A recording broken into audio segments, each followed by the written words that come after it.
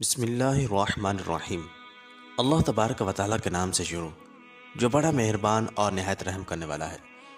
معزز دوستو، آج کی اس ویڈیو کے اندر ہم آپ کو بیان کریں گے کہ جب میت کے ورثاء اس کو قبر کے اندر دفنا کر چلے جاتے ہیں تو قبر کے ابتدائی 24 گھنٹوں کے اندر میت کے ساتھ کیا ہوتا ہے، اور جب میت کے ورثاء میت کو دفنا کر واپس جاتے ہیں تو ایک فرشتہ مٹی کی ایک مٹھی بھر کر ان پر پھینکتا ہے تو ان سے کیا کہتا ہے، اور قبر کی پہلی رات کیسی ہوتی ہے۔ پیارے دوستو، یہ امر یقینی ہے کہ ہر ایک نے موت کا ذائقہ چکھنا ہے، جس طرح کہ اللہ تبارک و تعالیٰ قرآن پاک میں ارشاد فرماتا ہے کل نفس ذائقۃ الموت، کہ ہر جاندار نے موت کا ذائقہ چکھنا ہے۔ جو یہاں پر آیا ہے اس نے ایک نہ ایک دن واپس ضرور جانا ہے، اور مرنے کے بعد انسان کی پہلی منزل قبر ہوتی ہے۔ ایک حدیث شریف کا مفہوم ہے کہ حضور اکرم صلی اللہ تعالی علیہ وسلم نے ارشاد فرمایا قبر انسان کی پہلی منزلوں میں سے ایک منزل ہے۔ اگر انسان اس میں کامیاب ہو جائے تو آگے کی منزلیں آسان ہو جاتی ہیں، اور اگر اس منزل میں پھنس جائے تو آگے کی منزلیں بھی خراب ہو جاتی ہیں۔ اور ایک حدیث شریف میں آتا ہے جس کا مفہوم کچھ اس طرح ہے کہ حضور نبی کریم صلی اللہ تعالی علیہ وسلم نے ارشاد فرمایا کہ اللہ تبارک و تعالیٰ کی طرف سے قبروں پر ایک فرشتہ معین ہے۔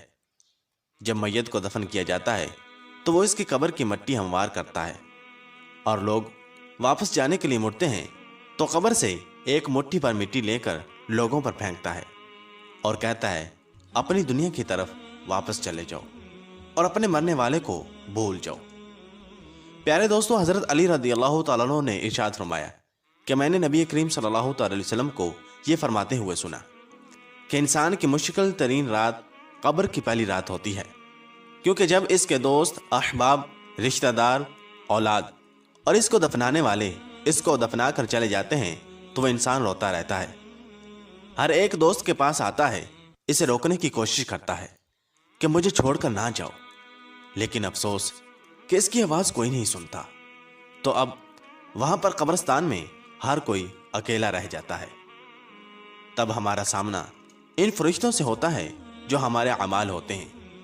اب وہ کس شکل میں ہمارے پاس آتے ہیں، اچھے یا برے، اس بارے میں کوئی کچھ نہیں کہہ سکتا۔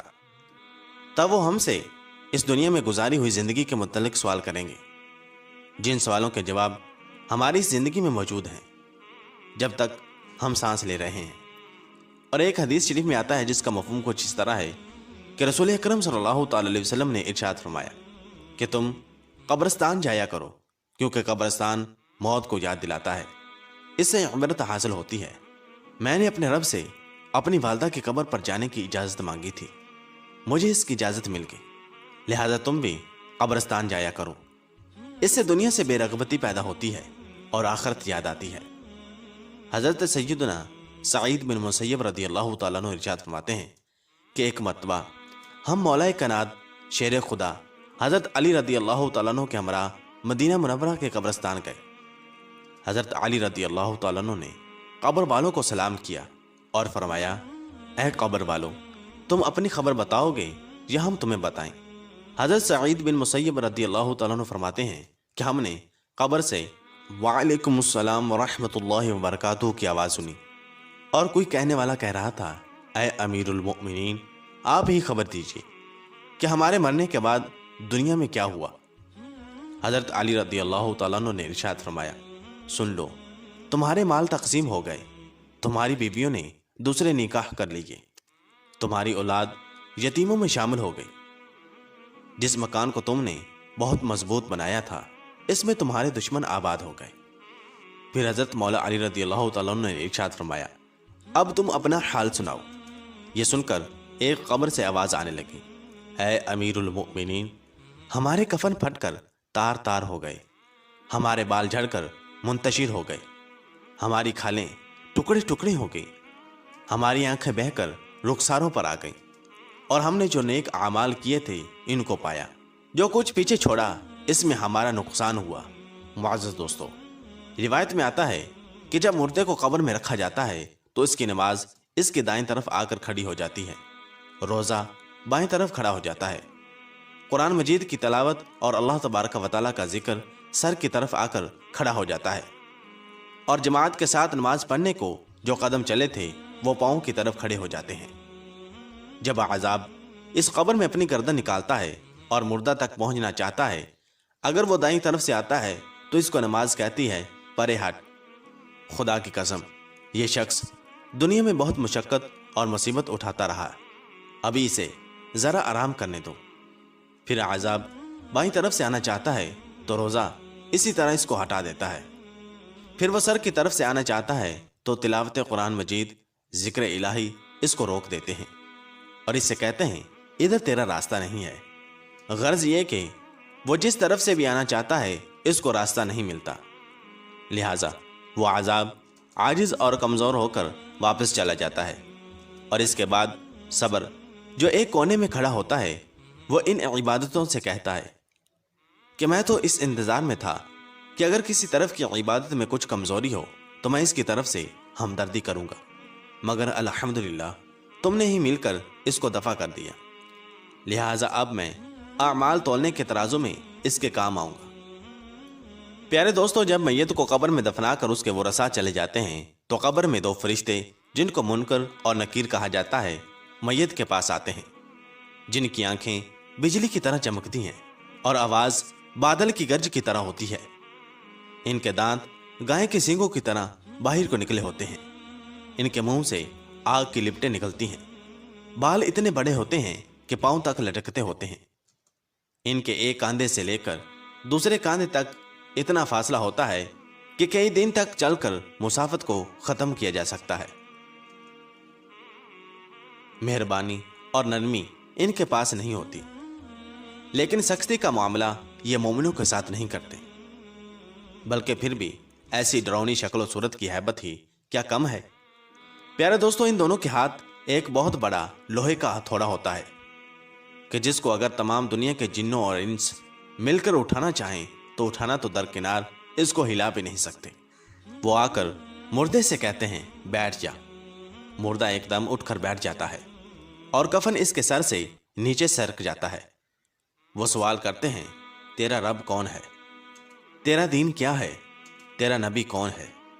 अगर मुर्दा नेक और मुसलमान होता है तो कहता है मेरा रब अल्लाह तबारक व तआला है जो वहदहू ला शरीक है, मेरा दीन इस्लाम है, मेरे नबी हज़रत मोहम्मद सल्लल्लाहु अलैहि वसल्लम है। यह सुनकर वो दोनों कहते हैं तूने सच कहा। तो इसकी कब्र की दीवारों को सब तरफ से हटा दिया जाता है, जिससे वो चारों तरफ से बहुत वसी हो जाती है। इसके बाद फरिश्ते कहते हैं सर उठाओ।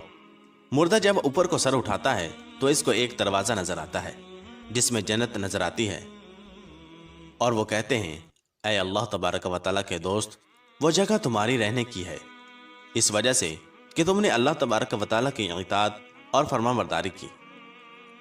हदीस पाक में आता है जिसका मफहूम कुछ इस तरह है कि रसूल अकरम सल्लल्लाहु अलैहि वसल्लम ने इरशाद फरमाया कि कसम है उस ज़ात पाक की कि जिसके कब्ज़ा कुदरत में मेरी जान है, कि मुर्दे को उस वक़्त ऐसी खुशी होती है कि जो कभी ख़त्म नहीं होगी।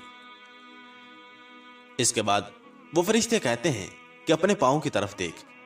जब वो देखता है तो वो दोज़ख का दरवाज़ा नज़र आता है, जिससे दोज़ख का हाल नज़र आता है। वो फरिश्ते कहते हैं कि ऐ अल्लाह तबारक व तआला के दोस्त, तूने इस दरवाजे से निजात पा ली है। उस वक़्त भी बंदे को इस कदर खुशी होती है जो कभी ख़त्म नहीं होगी। इसके बाद इसकी कब्र में 70 दरवाजे जन्नत के खोल दिए जाते हैं, जिनसे वहाँ की ठंडी हवा और खुशबुएं आती रहती हैं और क़यामत तक वो इन्हीं बहारों में रहेगा। प्यारे दोस्तों, कैसी खुश नसीब होगी वो रूह जिसके साथ अल्लाह तबारक व तआला अपनी मेहरबानी और रहमो करम का सलूक फरमाएगा।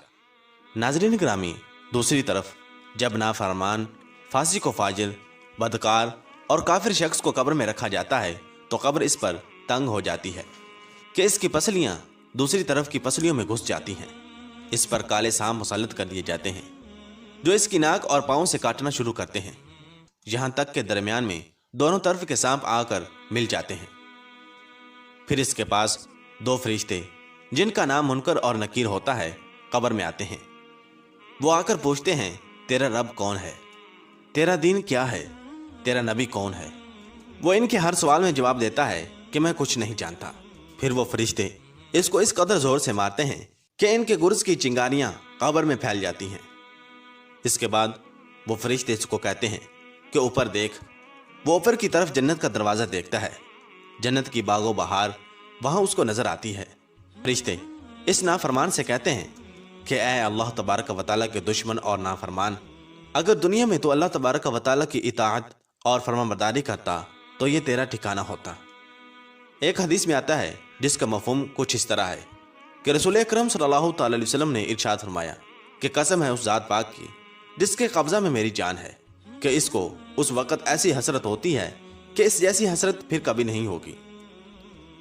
پھر دوزخ کا دروازہ کھولا جاتا ہے اور وہ فرشتے کہتے ہیں کہ اے اللہ تبارک و تعالیٰ کے دشمن، یہ تیرا ٹھکانہ ہے، اس لیے کہ تو نے اللہ تبارک و تعالیٰ کی نافرمانی کی۔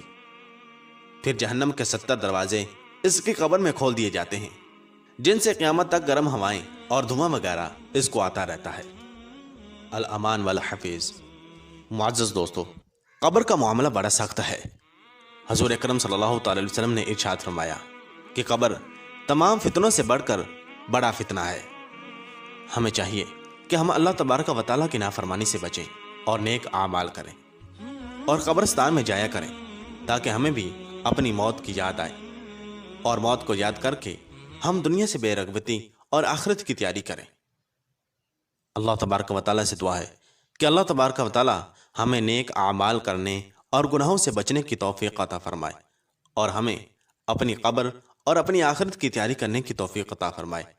آمین بجاہ نبی الامین صلی اللہ تعالی علیہ وسلم۔